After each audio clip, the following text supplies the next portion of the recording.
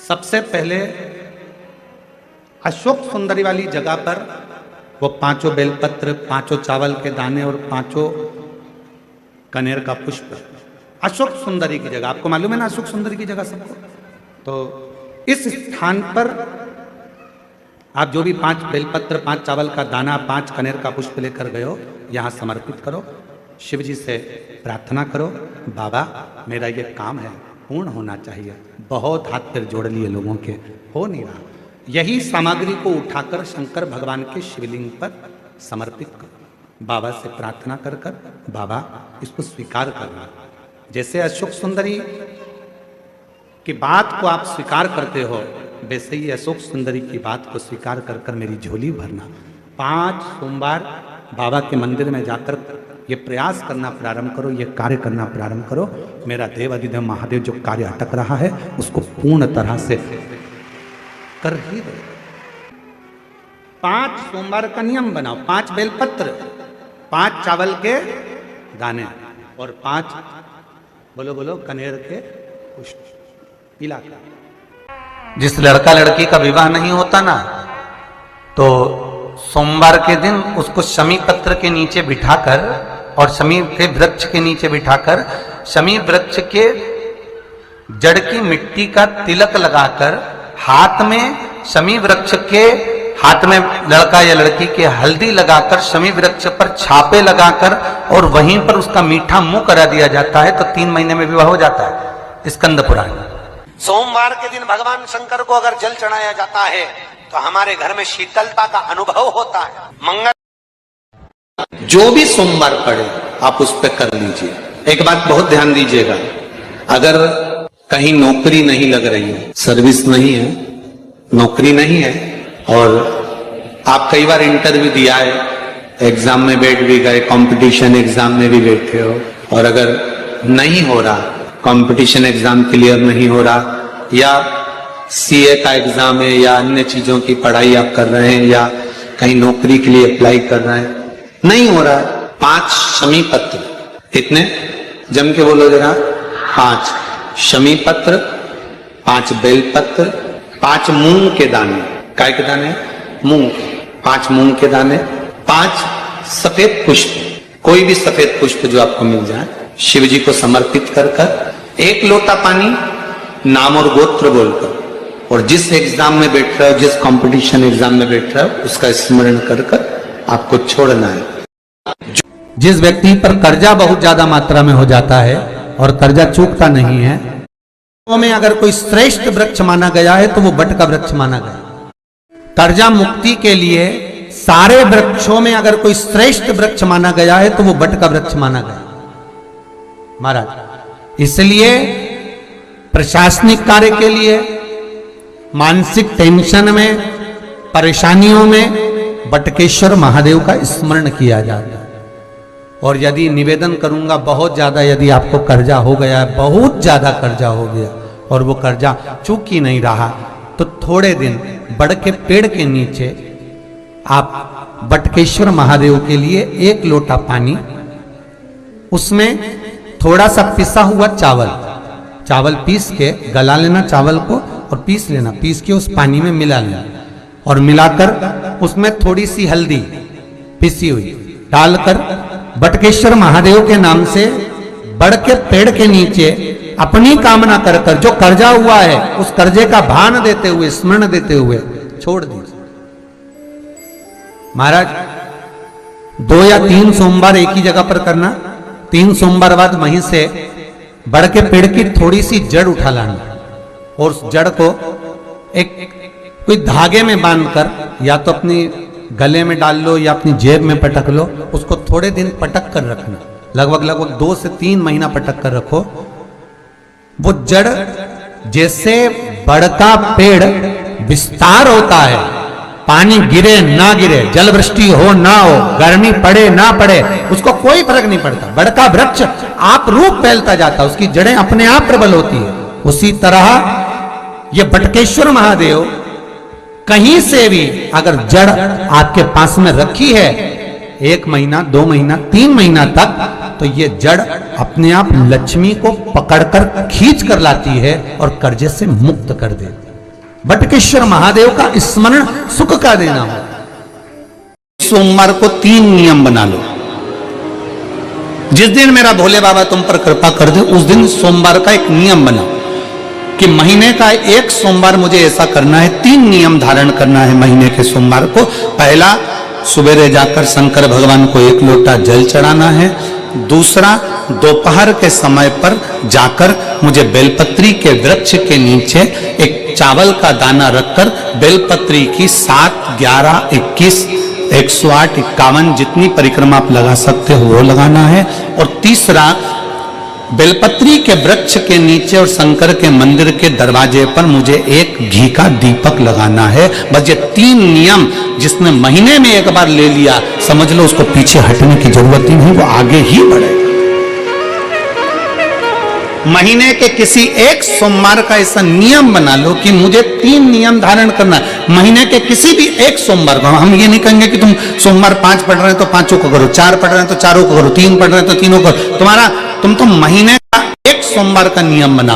और मेरी जीजियों से, मेरी बेटियों से जो विदेश में रह रही हैं, जो कहीं बाहर रह रही हैं, कहीं बड़े शहर में रह रही हैं, जो रोज मंदिर नहीं जा सकते, हर किसी महीने के एक सोमवार को भी ये नियम निर्धारण कर सकते, तो उनसे कहेंगे कि 3 महीने में एक सोमवार का नियम बना लो। 3 महीने में नहीं बना सकते तो 6 महीने में एक सोमवार का नियम बना लो। और 6 महीने में नहीं बना सकते तो 1 साल में एक सोमवार का ऐसा नियम बना लो कि मैं साल का एक सोमवार ऐसा रहूंगी कि सुबह सोमवार के दिन मंदिर में जाकर जल चढ़ाऊंगी, दोपहर में जाकर बाबा को एक अक्षत का दाना रखकर, अक्षत का मतलब है कि बाबा मेरी दिनों दिन उन्नति करना। बेलपत्री के वृक्ष के नीचे जो अक्षत रखा जाता है वो उन्नति के लिए रखा जाता है। शंकर के शिवलिंग पर जो अक्षत रखा जाता है वो रोग मुक्ति के लिए रखा जाता है। अशोक सुंदरी पर जो अक्षत रखा जाता है वो संतान प्राप्ति के लिए रखा जाता है। षडानंद कार्तिकेय की ओर जो अक्षत रखा जाता है वो हमारे बच्चों की सुख समृद्धि के लिए रखा जाता है। विनायक की ओर, गणेश जी की ओर जो अक्षत रखा जाता है वो हमारे घर में कोई मंगल कार्य आ जाए उसके लिए रखा जाता है। और जो पीठिका होती है जिस पे शिवलिंग रखा होता है, पार्वती जी का हस्तकमल, उस पर अक्षत रखा जाता है तो नारी के अखंड सौभाग्य के लिए रखा जाता है। संपदा की कमी होती है, जिसके घर में कर्जा बढ़ जाता है, लक्ष्मी नहीं आती, बहुत टेंशन की जिंदगी जीता है मनुष्य, व्यापार चल नहीं रहा, बहुत तकलीफ का जीवन चल रहा होता है, तो आज भी नियम है महाराज कि सोमवार, शुक्रवार, ये 2 वार ऐसे हैं, इन 2 वार को यदि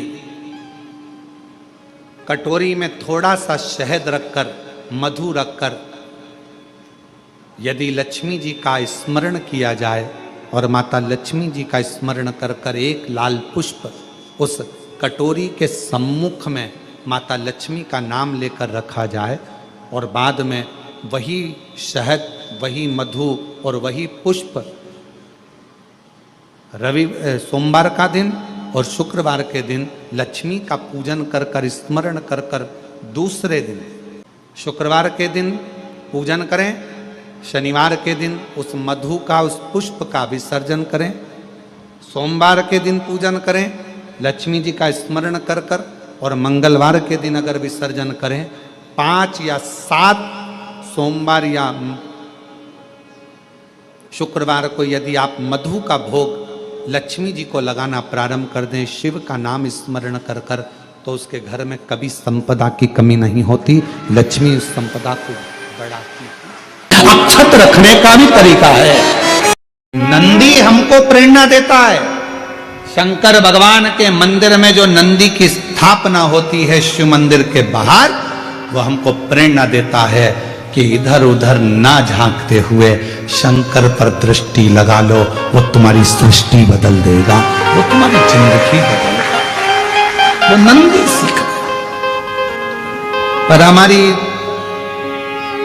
आदत बुरी है, हम मंदिर जाते हैं तो 10 जगह पर ध्यान लगाते हैं, हम कथा में भी जाएंगे तो 50 जगह हमारा ध्यान जाएगा, अगर मंदिर भी जाएंगे तो 50 जगह ध्यान जाएगा, तीर्थ जाएंगे तो 50 जगह ध्यान, पाप हमारे माथे चढ़ता चले जाता है।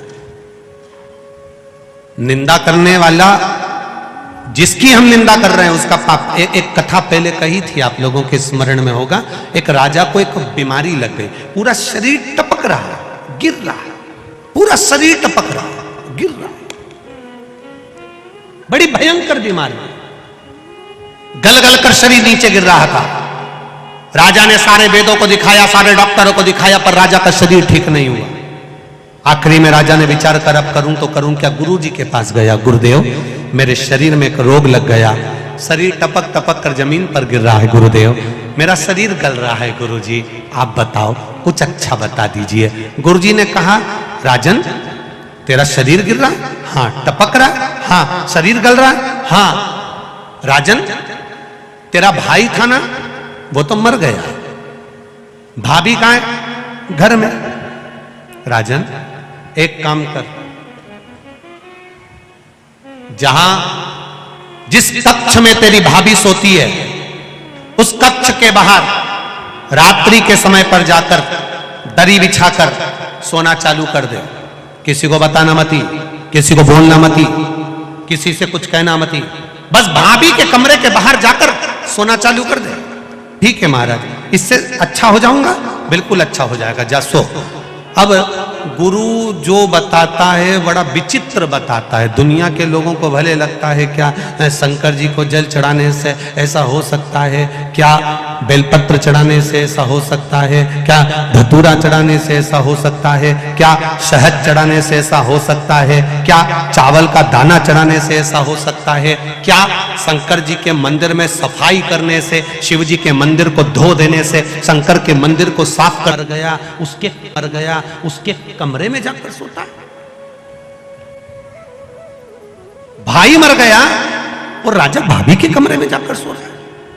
एक दासी ने दूसरी से कहा, दूसरी ने तीसरी से कहा, तीसरी ने चौथी से कहा, चौथी ने पांचवी से कहा, बात पूरे नगर में फैल गई। लोग राजा को गालियां देने लगे, अपशब्द कहने लगे, ताना देने लगे, आड़ा टेढ़ा कहने लगे, कोसने लगे, खूब अपशब्द कहने लगे। राजा धीरे धीरे धीरे धीरे राजा का शरीर अच्छा होते चले गया, राजा का शरीर ठीक होते होते चला गया। राजा एक नारियल लेकर, श्रीफल लेकर गुरुजी के पास पहुंच गया। गुरुजी किसी डॉक्टर की दवाई नहीं लगी, किसी वेद की औषधि नहीं लगी, केवल भाभी के कमरे के बाहर सोने से मेरी बीमारी ठीक हो गई। कैसे हो गई?